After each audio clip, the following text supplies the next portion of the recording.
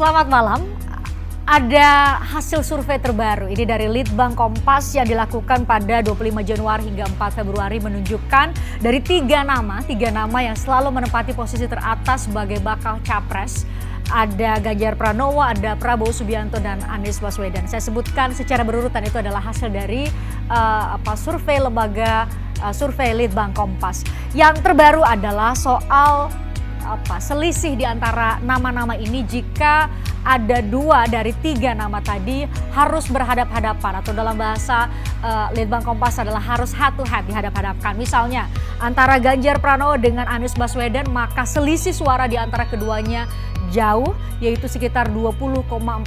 Tepatnya Ganjar Pranowo akan mendapat sekitar 60,2%, sementara Anies Baswedan di angka 39,8%. Jadi marginnya 20,4%. Jika antara Ganjar Pranowo dan Prabowo Subianto, marginnya juga cukup besar, sekitar 13,4%. Sementara antara Prabowo dan Anies Baswedan, jika harus berhadap-hadapan dalam Pilpres nanti 2024 menurut Litbang Kompas atau hasil survei Litbang Kompas, maka hasilnya atau marginnya selisih suaranya sekitar 5%. Saya akan bahas dengan sejumlah narasumber yang sudah kami undang di Obrol Malam edisi kali ini mengenai peningkatan suara atau selisih suara tepatnya antara para bakal capres yang selalu menempati urutan pertama, kedua, dan ketiga dalam berbagai lembaga survei hari ini. Anda menyaksikan Obrolan Malam. Saya Christian Rich.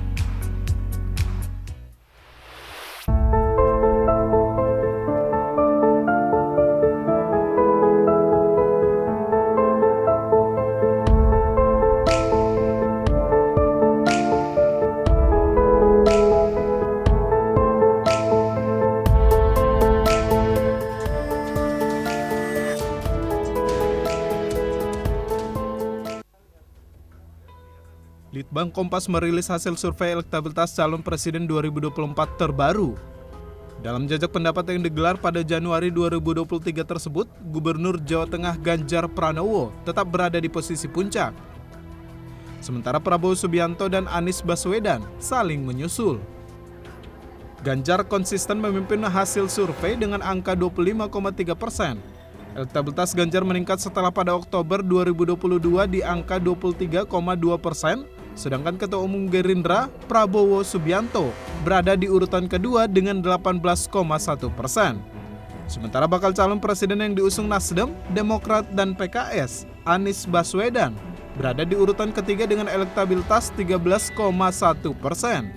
Dukungan Anies turun dibanding sebelumnya pada Oktober 2022 yang berada di angka 16,5%. Survei ini dilakukan terhadap 1.222 responden di 38 provinsi pada 25 Januari hingga 4 Februari lalu. Dengan metode pencuplikan sistematis bertingkat, survei ini memiliki margin of error kurang lebih 2,83% pada tingkat kepercayaan 95%.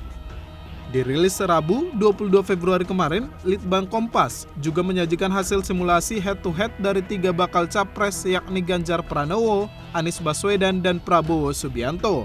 Dalam simulasi ini, Anies kalah telak dari Ganjar Pranowo. Gubernur Jawa Tengah itu unggul dengan angka elektabilitas sebesar 60,2%, sementara Anies hanya mendapat 39,8%. Sedangkan berhadapan dengan Prabowo Subianto, Ganjar Pranowo meraih elektabilitas 56,7% dan Prabowo sebesar 43,3%.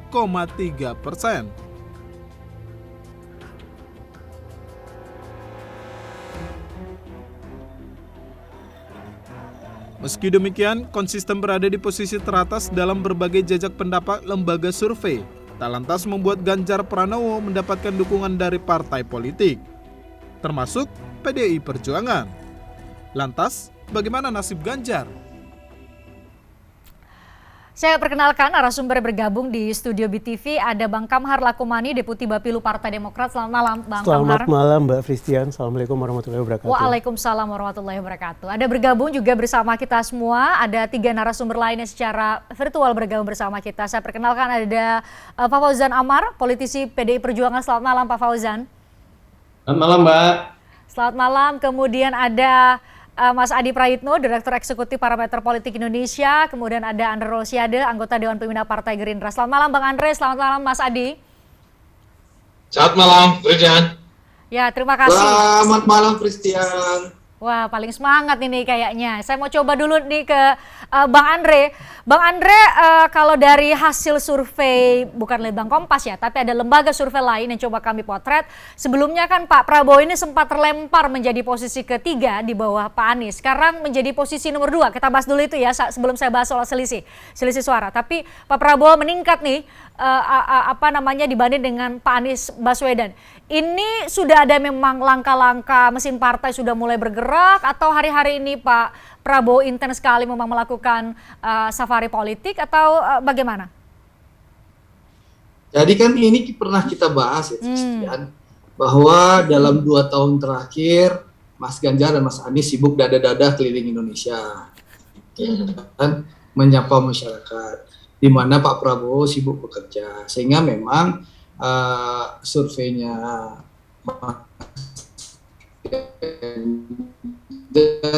dan Mas Anies naik. Nah, ini sinyalnya terganggu nih, Bang Andre mungkin bisa kalau dalam perjalanan mungkin bisa menepi sebentar. Saya berarti pindah ke bulan yang lalu kita sempat bahas ke audio sudah kembali bahwa tentu kami di Partai Gerindra melakukan evaluasi. Oke, saya minta untuk diperbaiki dulu saluran audio dengan Bang Andre Rosiade. Ya. Saya coba ke narasumber lain terlebih dahulu. Mohon dibantu teman-teman. Bang Andre mungkin bisa menepi dulu Bang Andre supaya bisa stabil sinyal sehingga kami bisa mendengar jawaban Anda dengan sangat baik. Oke, mungkin bisa ditutup dulu supaya saya bisa beralih ke narasumber lain. Saya ke Pak Fauzan. Pak Fauzan, ini juga pertanyaan yang sama yang sempat saya tanyakan ketika komposisi narasumber seperti ini. Tapi kali ini saya mau langsung beralih ke selisih antara suara Pak Ganjar dengan 2 nama lain. Kami tim obrolan malam sempat menghitung itu antara kalau memang harus head to head dalam arti berhadapan-hadapan. Ketika Pilpres hari ini misalnya ada 2 calon antara Pak Ganjar dengan Pak Anies, marginnya 20,4%. Besar sekali dibanding dengan survei-survei hasil sebelumnya. Pak Ganjar dengan Pak Prabowo juga cukup besar, 13,4%. Ini dimaknai apa oleh PDIP sendiri? Ada kader dengan perolehan suara yang kemudian mulai jauh meninggalkan 2 nama lain yang juga menempati posisi 3 teratas selama ini.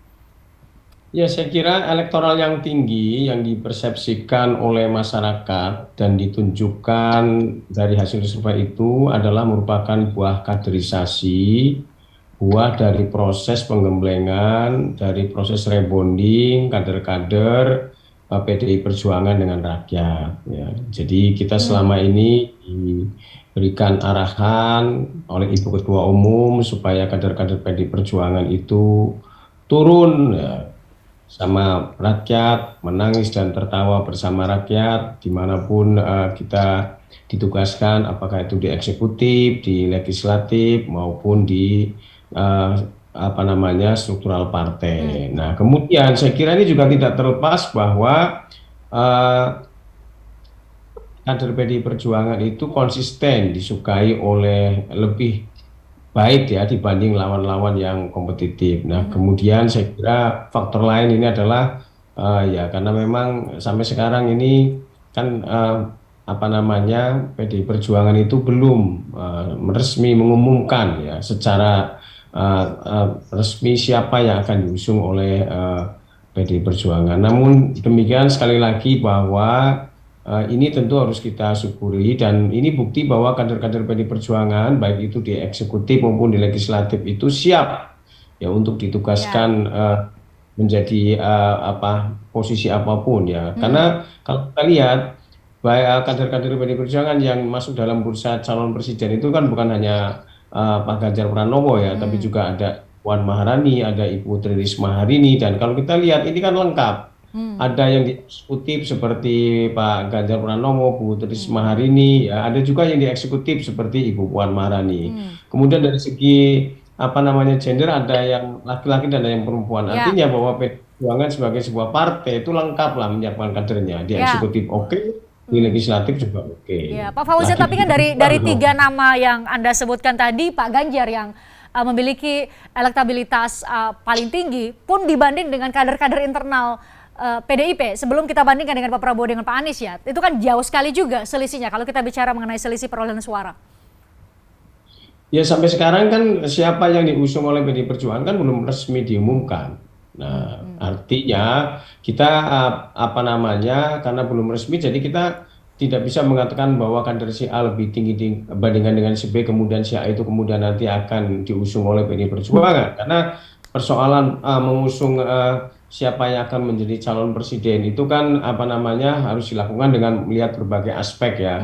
Bagaimana perekonomian, aspek internasional, kemudian aspek kesiapan seluruh jajaran partai, dan tidak kalah pentingnya adalah momentum. Nah, momentum yang pas ini kan tentu harus dicari kapan waktunya lagi. Tentu saya kira Ibu Ketua Umum dengan pengalaman beliau sebagai anggota DPR RI, pernah menjadi wakil presiden, tentu mereka itu Ibu Ketua Umum memiliki cara yang tepat untuk memilih momentum yang pas untuk mengumumkan siapa yang akan diusung sebagai calon presiden dan siapa pula yang akan diusung. Nah, saya kira gitu, Mbak. Nah, baik. Saya ke Bang Kamhar. Bang Kamhar, ini Pak Anies justru pas proses suaranya dalam beberapa simulasi kembali lagi menempati urutan ketiga, dan ketika saya katakan tadi Pak Anies ya sebagai salah satunya pengusungnya adalah Partai Demokrat di dalam koalisi perubahan, marginnya jauh dibanding dengan dua nama lain. Ada Pak Ganjar selisihnya 20,4,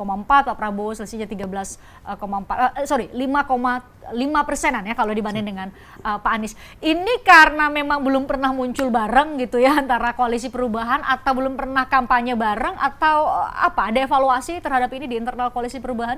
Terima kasih. Yang pertama tentu kami mengapresiasi dan menghormati hasil survei Litbang Kompas yang telah dirilis beberapa waktu yang lalu ya. Bagi kami hasil survei itu senantiasa menjadi referensi penting dalam merumuskan berbagai program dan kegiatan, juga termasuk mengevaluasi langkah-langkah atau kerja-kerja politik yang sudah dijalankan.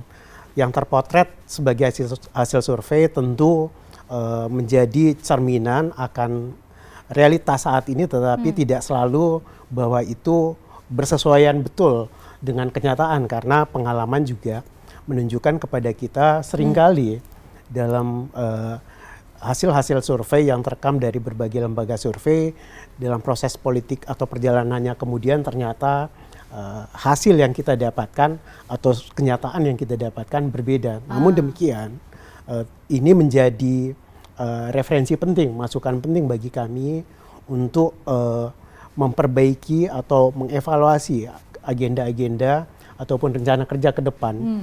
Tentu ada banyak faktor yang mempengaruhi fluktuasi atau dinamika daripada tren elektabilitas Mas Anies sendiri. Lain, menurut Anda? Mulai dari tentu termasuk juga belum deklarasi secara bersama-sama ya, atau deklarasi paripurna atau kami istilahkan sebagai deklarasi paket komplit antara pasangan capres dan cawapres, kemudian deklarasi koalisi perubahan secara bersama-sama, belum terbentuk sekber, belum terbentuk tim pemenangan yang terkonsolidir secara nasional. Ini tentu semuanya akan sangat berpengaruh dalam proses politik ke depan pada ikhtiar-ikhtiar untuk mewujudkan pemenangan atau makanya itu yang jadi pertanyaan kami kan. kandidat. Jadi nggak nih koalisi perubahan dengan tadi yang disebutkan oleh Bang Kamhar gitu ya, belum ada sekber, belum ada deklarasi secara bersama-sama antara tiga partai, belum ada paket komplitnya pasti dengan jadi Cawapres. Dan hari Pasti ini jadi, juga ya? PKS sudah mendeklarasikan secara resmi, secara juga, organisasi. Dengan partai Karenanya memang ada tahapan-tahapan yang sudah kita persiapkan, yang sudah dibahas di tim kecil perwakilan tiga partai ini untuk langkah-langkah ataupun agenda-agenda selanjutnya. Termasuk tadi sekber, kemarin juga kita saksikan bersama silaturahmi antar ketua umum partai politik ini yang juga beberapa pekan yang lalu sudah kami sampaikan yang harus dijalankan ke depan setelah masing-masing partai ini dengan caranya masing-masing mendeklarasikan Mas Anies sebagai capres. Tentu ini yang harus kita kawal untuk kemudian pada saatnya nanti mensinkronkan seluruh program-program atau kerja-kerja pemenangan, baik itu antar partai yang tergabung di dalam koalisi ini dengan kandidat maupun dengan tim yang pada saatnya nanti pasti akan terbentuk, menjadi, tim apa, pemenangan mesin nasional. partai yang bergerak ya, Ada Bang mesin Kamhar. partai, ada mesin relawan dan Ya. sebagainya. Ini kami yakini akan ada simbiosis mutualisme Baik. antara partai politik sebagai pengusung maupun kandidat yang akan diusung. Baik. Akan ada efek timbal balik, Aha, insentif ada, elektoral. Insentif elektoral ya, saling memberi insentif elektoral. Oke, saya ke Mas Adi. Mas Adi, apa yang kalau kami kan orang awam melihatnya, oh ya sekadar melihat margin atau selisih. Wah, kalau antara Pak Ganjar sama Pak Anies harus berhadapan 20,4 ya. Oh, antara Pak Ganjar dengan Pak Prabowo sekitar 13,4. Kami mungkin hanya bisa melihat data-data statistik dengan apa selisih yang banyak. Tapi mungkin ada punya bacaan yang lebih dalam, yang jauh lebih menarik untuk perlu kami ketahui. Ya, saya kira banyak hal ya yang bisa kita komentari, Christian. Pertama soal Ganjar Pranowo yang dalam survei Litbang Kompas ini relatif jauh meninggalkan Prabowo Subianto dan Anies Baswedan. Saya kira argumennya tiga hal. Pertama, sekalipun misalnya Ganjar Pranowo itu belum dideklarasikan oleh partai, belum melakukan safari politik, tapi kan kita sering melihat begitu banyak relawan-relawan yang muncul di berbagai tempat yang menyatakan sebagai bentuk dukungan terhadap Ganjar Pranowo. Tentu itu adalah bonus politik yang secara tidak langsung orang sudah mulai terafiliasi bahwa Ganjar itu adalah orang ataupun sosok yang dinilai pantas untuk bisa diusung maju Pilpres. Yang kedua, tentu saja kalau kita melihat angka-angka statistik, memang dari sekitar 20% basis pemilih PDIP adalah mereka secara mayoritas memang terkonfirmasi lebih condong kepada Ganjar Pranowo ketimbang nama-nama lain di internal. Jadi ketika Bang Fauzan menyebut begitu banyak kader PDIP, ada surplus, ada Mbak Puan, ada Azwar Anas, ada Tri Risma Maharani dan seterusnya, tapi totally pemilih dari PDIP adalah mereka yang menginginkan Ganjar untuk bisa maju. Yang ketiga, Christian, ini juga melihat angka-angka statistik bahwa basis konstituen dari Jokowi itu bisa dipastikan 85% adalah mereka yang terafiliasi, menginginkan dan mendukung Ganjar Pranowo untuk bisa maju. Itu yang saya kira bisa menjelaskan kenapa di berbagai survei Ganjar itu selalu unggul ketimbang yang lain. Padahal Ganjar ini belum dapat partai, belum ada yang mendeklarasikan secara terbuka, dan belum melakukan safari politik seperti yang dilakukan oleh Anies ya. Sebaliknya, ini tentu menjadi feedback dan masukan yang cukup keras sebenarnya kepada Bang Kamhar, kepada siapa namanya PKS dan kemudian bagi Nasdem. PKS dan Nasdem, kalau mau jujur sebenarnya Anies ini merupakan satu-satunya sosok yang kita lihat selama berbulan-bulan belakangan ini cukup aktif, agresif, melakukan konsolidasi politik, melakukan safari politik. Begitupun dengan deklarasi-deklarasi yang sudah dihembuskan oleh ketiga partai. Tapi nyatanya dalam potret survei Litbang Kompas, margin dengan Ganjar, margin dengan Prabowo Subianto itu berbeda secara signifikan. Ini tentu ada sesuatu yang ada masalah. Bagi saya, selain apa yang disampaikan oleh Bang Kamhar, mungkin belum nyatu mesin politik mereka. Karena Demokrat dan PKS sampai hari ini misalnya belum nenteng Anies keliling di berbagai seluruh Indonesia memperkenalkan kepada basis-basis konstituen mereka. Di spanduk-spanduk Demokrat dan PKS pun kan juga tidak pernah muncul ada nama capres Anies Baswedan di situ. Ada mungkin satu dua tidak, tapi tidak masif seperti yang dilakukan oleh Nasdem. Tapi yang kedua bacaan saya, Christian, mungkin juga karena Anies ini tidak punya diferensiasi politik seperti yang diharapkan publik, bahwa Anies itu tokoh oposisi, dia berbeda dengan Jokowi. Narasi-narasi Anies berbeda dari Jokowi itu nggak muncul. Kan orang nunggu sebenarnya Anies itu mengkritik IKN, Anies itu mengkritik infrastruktur, Anies itu mengkritik hutang, Anies itu misalnya punya komitmen bahwa ambang batas presiden 20% itu dihilangkan kalau menang. Tapi kan narasi-narasi itu sampai sekarang nggak muncul. Justru yang ada adalah bahwa Anies itu terkesan tidak mau dibentur-benturkan. Anies itu tidak mau dihadap-hadapkan dengan Jokowi. Statement sejumlah politisi Nasdem mengatakan kalau Jokowi bahagia, Nasdem bahagia. Ini kan rumit sebenarnya. Jadi tidak ada jenis kelamin politik yang kemudian membuat para pendukung Anies yang selama ini berharap Anies tampil maksimal sebagai oposisi, pembenci Jokowi itu kemudian sure kalau Anies kemudian lantang menyuarakan bahwa Jokowi itu adalah rezim gagal, infrastruktur itu ugal-ugalan, IKN itu adalah proyek yang kemudian tidak tepat sasaran dan seterusnya. Jadi, itu soal Anies Baswedan ya. Jadi apa? Kalau Prabowo Subianto bagi saya, kalau Pak Prabowo Subianto agak nanggung, Dari awal Pak Prabowo ini agak sedikit malu-malu sebenarnya untuk melakukan roadshow dan safari politik. Mungkin Pak Prabowo ini sangat hati-hati bahwa posisinya sebagai menteri, sebagai pembantu Jokowi takut dipuli, takut dikritik oleh publik sebagai orang yang abuse of power, memanfaatkan kekuasaan politiknya untuk melakukan safari-safari politik. Dalam konteks itulah sepertinya Prabowo tidak maksimal melakukan roadshow, melakukan konsolidasi gitu. Dan pada saat yang bersamaan, sepertinya memang Prabowo juga tidak bisa melihat tanda-tanda alam. Sekeras apapun Prabowo Subianto itu jaim, menyembunyikan hatinya untuk tidak kelihatan melakukan kampanye politik, tapi day to day pemilu ini kan sudah mulai berjalan. Per hari ini, per bulan ini kita tahu untuk pemilu 2024 kan tinggal setahun lagi. Waktu yang menurut saya cukup mepet bagi Prabowo, bagi siapapun yang berhasrat ingin maju di 2024. Maka roadshow, safari politik, konsolidasi adalah suatu hal yang tidak bisa dihindarkan. Baik. Nah, ini yang mau saya bahas usai jeda. Usai jeda saya minta nanti ke Bang Andre untuk memberikan tanggapan. Satu, ada dua hal yang terkait dengan Pak Prabowo. Satu, mengenai ini waktunya mepet sekali menuju 2024 untuk membuat Pak Prabowo mengejar ketertinggalan. Sama satu unsur lagi, ini mengenai salah satu faktor yang membuat Pak Ganjar selalu dalam posisi teratas adalah pergerakan dari relawan. Ini belum terdengar ada relawan dari Pak Prabowo nih Bang Andre. Jangan dijawab dulu, usai jeda kami akan kembali untuk Anda. Tertarik dengan diskusi saya dengan para narasumber? Saksikan obrolan malam dengan topik-topik menarik lainnya. Jangan lupa subscribe ya channel YouTube Berita 1. Like, komen, dan share video ini ya. Terima kasih.